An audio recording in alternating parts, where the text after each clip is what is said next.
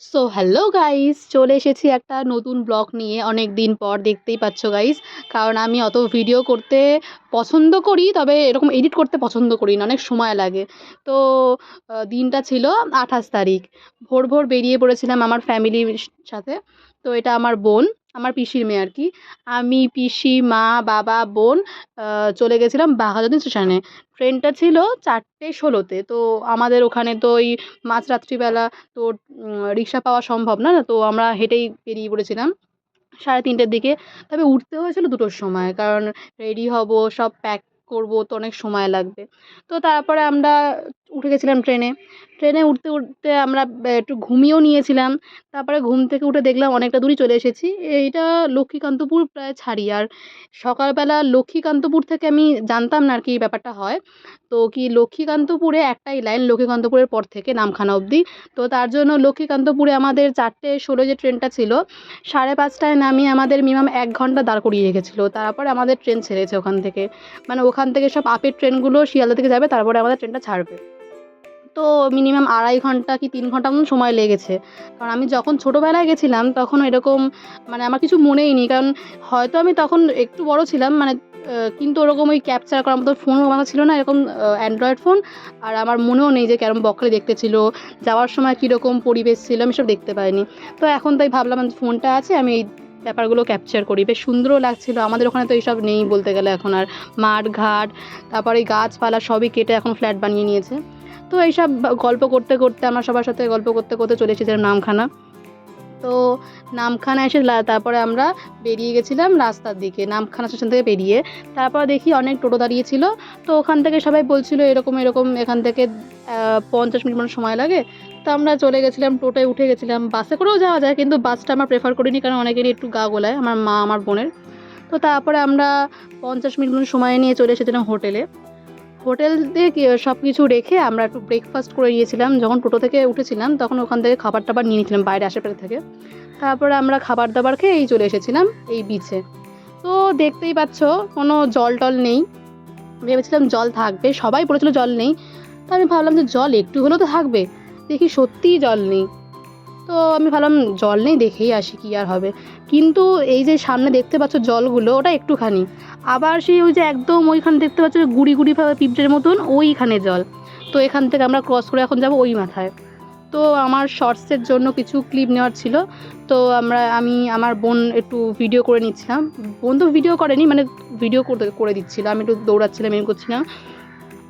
তো তারপরে ওরা পিছনে আসছিল, আমার মা বাবা পিসি। তো আমরা যাচ্ছিলাম ওই সামনের দিকে, কিছুটা ব্লগের জন্য ক্লিপ নিয়ে নিচ্ছিলাম। তারপরে আমরা একদম সামনের দিকে গিয়ে ওই ক্লিপটা আবার নেব। তো অনেকের আসার কথা ছিল, কিন্তু তারা আসতে পারেনি, কী আর হবে। আর এখানে বহু বছর আসা হয় না, না সব ভুলেও গেছি। এত মানে ভালো লাগছে কি বলবো। আর আমরা এখন যাচ্ছি ওই মাথার দিকে। আমরা ছিলাম সেই ওই মাথায়, আমার পিছন দিকে যে দেখতে পাচ্ছ, আমরা সেই ওইখানটায় ছিলাম। আমরা ওখান থেকে এতটা দূর হেঁটে এসেছি, আরও যেতে হবে কিছুটা দূর সামনের দিকে, তবে গিয়ে আমরা জল পাবো। মানে ওইখান থেকে ওই যে ওই মাথায় ওখানে আমরা জল পাবো, মানে একদম ঠিকঠাক জল, মানে এই চলে এসেছি একদম জলের কাছে। তো দেখলাম একটু ঘোড়া টোড়া সবাই চড়ছে, যা বেকার খরচা ঘোড়ায় চড়লে, কারণ 100 টাকা নেয়। এক রাউন্ড ঘোরাবে, আর তাও বেশি দূরে না, একটুখানি, তাও 100 টাকা। তো ভাবলাম সে ছোটোবেলায় চড়েছি, ভুলেও গেছি, মানে একটা এক্সপিরিয়েন্সের ব্যাপার। তো ভাবলাম একটু চড়েই নিই। তো ভাবলাম ঠিক আছে 100 টাকা দিয়েই দিই, কী আছে। তো আমরা চড়েও নিয়েছিলাম। বোন চড়েনি, মানে আমি একাই চড়ছিলাম, আমিই বলে যাচ্ছি। আর আমি নিজেই ভিডিও করছিলাম, বোন ভিডিও করে দেয়নি। ও যেটুকু বা করেছিল ভিডিও আমার ঘোড়াচড়া নিয়ে, সেটাও ডিলিট হয়ে গেছে। কারণ হচ্ছে ও যা ভিডিও করেছে কিছু বোঝার মতন না। কারণ আমি ওকে নিয়ে গেছিলাম যাতে ভিডিওটাও ঠিকঠাক করে করতে পারে। ওর যে দিদি আছে, সবসময় থাকে আমার সাথে ঘুরতে ফিরতে, সে এখন নেই। ওকে নিয়েছিলাম যাতে ভিডিওটা করতে পারে, কিন্তু কোনো কাজে আসেনি। ও ভিডিও করতে বিরক্ত হয়ে গেছে। লাস্টে ওকে বললাম যে চলো একটু আমি ঘোড়া চড়ছি, মা বাবা তো ওখানে রয়েছে, আমি এমনিতে এখানে এদিক ওদিক চিনি না, মানে ভয়ও লাগছে হুট করে যদি ঘোড়াটা দৌড়ে চলে যায়। ও তো ভয় একটা থাকে না। তো ভাবলাম চল তুই বোন আমার সাথে চল, আর লোকটাও অচেনা। তো তারপরে আমরা ঘোড়া থেকে নেমে একটু সমুদ্রের কাছে চলে এসেছিলাম। ভেবেছিলাম স্নান করব, তার জন্যই হোটেলটা বুক করেছিলাম, কিন্তু স্নান করা হয়নি। দেখি সবাই নামছে না, কোনো মেয়ে বা বড় কেউ। তারপরে আমরা একটু হাঁটু অবধি ভিজিয়ে সব পাটা ভিজিয়ে তারপর একটু মেলার দিকে গেছিলাম। দেখলাম মেলায় প্রায় ওই যে মাঠটা যেটা পিকনিক স্পট ওখানে তাহলে অনেকগুলোই প্রায় দোকান টোকান বসেছে, ভাবলাম দোকান টোকান একটু ঘুরে আসি। তারপর এদিক ওদিক ঘুরলাম, বেশ ভালোই লাগছিলো। আর আমি একটা জিনিস খুঁজছিলাম গাইস, সেটা আমি পাইনি। তো কি বলবো, ওখানেও সেম দাম। তারপরে আমরা চলে গেলাম, দুপুর হয়ে গেল, একটু বিরিয়ানি খেয়ে নিয়েছিলাম আমি। আর সবাই ভাত খেয়েছিল, রোল খেয়েছিল, কেউ চাউমিন খেয়েছিল। আর তারপরে আমরা চলে গেছিলাম বকখালির যে সাইট সিনগুলো দেখতে, সেগুলো মানে যেমন ফ্রেজারগঞ্জ, তারপরে বেনিফিশিয়ারি, তারপরে ইকো পার্ক যে টেন্টস, ওগুলো তো তোমার এখানকার সাইট সিনের মধ্যে পড়ে। তো ফার্স্টেই আমরা চলে গেছিলাম ফ্রেজারগঞ্জে। তো ফ্রেজারগঞ্জে এসে দেখি খুব সুন্দর জায়গাটা, মানে বকখালির থেকেও সুন্দর। বকখালিতে যে জল নেই না, মানে অনেকটা দূরে গিয়ে জল। ফ্রেজারগঞ্জে একটা কী জিনিস ভালো না, আমরা কাছে গেলে সঙ্গে সঙ্গে জল পাবো, অত হাঁটতে লাগবে না বা দূরে যেতে লাগবে না। তো সেই জন্যই এখানে আসা। তো আমরা হেঁটে হেঁটে যাচ্ছিলাম। আর ফ্রেজারগঞ্জের পরেও একটা জায়গায় গেছিলাম, সেটার নাম এখনও মনে পড়ছে না। জায়গাটা খুব সুন্দর, তবে ফ্রেজারগঞ্জটাই বেস্ট আমার দিক থেকে। তো এখানে চলে এসেছিলাম।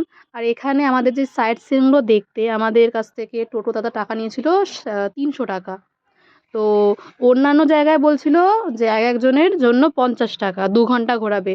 ইনি এত ভালো, মানে ইনি ভালো কি আমি জানি না, তবে এটা বলতে পারি যে ইনি, মানে এনাকে পেলাম, ইনি বললো কি 300 টাকায় আমাদের 5জনকেই 2 ঘন্টা ঘোরাবে 5টা জায়গা। তো ওই জন্য আমরা এটা নিয়ে নিয়েছি, নাহলে ঘুরতামই না। তার মধ্যে আমরা ইকো পার্কটা ঘুরিনি। ইকো পার্কে গিয়ে দেখলাম, ফার্স্টে ইকো পার্কেই গেছিলাম। ইকো পার্কে গিয়ে দেখি যে নর্মালি ওই স্লিপ টিপ রয়েছে, ডায়নোসরের মতো মুখ দেওয়া ওইসব, আর বাচ্চাদের সব পার্কের মতন আর কি। ওখানে পিকনিকের জন্য ভালো গাছপালা ছিল। তো ওখানে গিয়ে আমাদের কিনলাম, আমার জল দরকার ছিল, জল দেখবো আমরা, খুব সুন্দর লাগবে। তো আমরা ওখান থেকে ঘুরে চলে এসেছি, মানে নামিনি টোটো থেকে। তাই আমরা একদম সেকেন্ড বারে আমরা একেবারে ফ্রেজারগঞ্জ চলে এসেছিলাম। আর ফ্রেজারগঞ্জে এসে আমার এত ভালো লেগেছে, মানে কি বলবো, আমার যেতে ইচ্ছা করছিল না অন্য জায়গায় ঘুরতে যাবো, কারণ এখানকার দৃশ্যটা খুব সুন্দর। এখানে দেখি, মানে এখানে সবাই ফটো তুলছে, ভিডিও করছে, বসে গল্প করছে অনেকক্ষণ ধরে, বসে বসে সমুদ্র দেখছে আর গল্প করছে। মানে এখানে তোমার নর্মালি টাইম স্পেন্ড করার জন্য বেস্ট, কাপেলদের জন্য, বন্ধু বান্ধবদের জন্য, যারা একা একা মন খারাপ, একটু একা থাকতে চাও, তাদের জন্যও বেস্ট। বেশ সামনে সমুদ্র দেখো, খাও দাও, চিল করো। আর বন্ধুদের জন্য তো আরোই বেস্ট ভাই। মানে এখানে তুমি এখন খিস্তি মারো, তো তোমরা যা ইচ্ছা, তবে হ্যাঁ সাবধানে করবে, কারণ যদি বাই চান্স এই খেলাধুলা করতে গিয়ে মানে মস্তি করতে গিয়ে একবার স্লিপ খেয়ে ওদিকে যাও, তাহলে আর ফিরতে পারবে না। কারণ একজন আমার সামনেই পড়ে যাচ্ছিল, সে মানে ভয় পেয়ে গেছে যে এটা সমুদ্র ঠিকই, কিন্তু এটা ওরকম সমুদ্র না যে দীঘা বা পুরীর মতন না যে আমরা দূরে গেলে এরকম চলে আসতে পারবো। তার জন্যই আমাদের বারণ করে দেওয়া ছিল। বকখালিতেও সেম, ওই জন্য আমি নামিনি, যে দূরে যাওয়া যাবে না, যারা সাঁতার জানে না তারাই যাবে। তাও তারা কেউ যায়নি, মেয়েগুলো তো একটাও নামেনি, সব সামনে হাঁটুকে যাচ্ছিলো। তারপরে আমরা কি করবো, ফ্রেজারগঞ্জ চলে এসেছিলাম। এখানেও ওরকম সামনে যাইনি, দূর থেকেই দেখছিলাম, ভালোই লাগছিলো, ফটো ভিডিও তুলছিলাম। আর বোন একটু হলেও আমার কথা শুনে একটু ভিডিওগুলো করে দিচ্ছিলো আমার জন্য। কী আর করবে বেচারা, একটু এতবার করে রিকোয়েস্ট করছে, দিদি করে তো দিতেই হবে। যেটুকু করে সেটুকুই বেস্ট, সেটুকুই দিলাম, কী আর করবো। তো এবারে এটা চলে এসেছিলাম, এটা এই জায়গাটার আমি বুঝতে পারছি না, এই নামটা খুব, মানে এই নামটা আমার মনে পড়ছে না এই মুহূর্তে। তবে এটা ফ্রেজারগঞ্জের পরেই আমরা গেছিলাম এই জায়গাটা। এই জায়গাটাও সুন্দর, এখানে বেশি শুটকি মাছ আর কি শুকানো হচ্ছিল ওই সাইডটায়।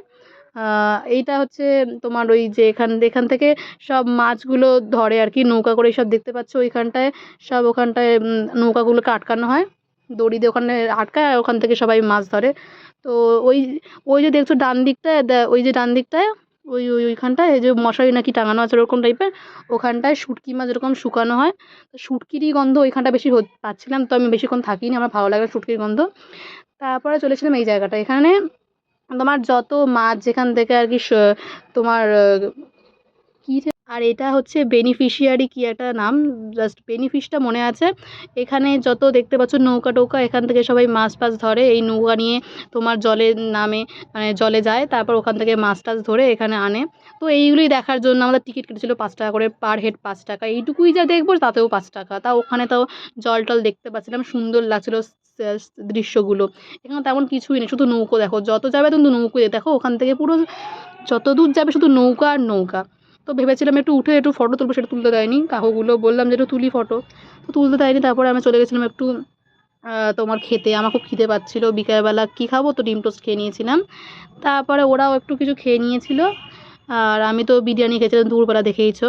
তো ডিম টোস্ট খেয়ে তারপরে আমরা চলে গেছিলাম আবার সকাল বিকেল বিকেল টোটো ধরে আমরা ওই ট্রেনের দিকে।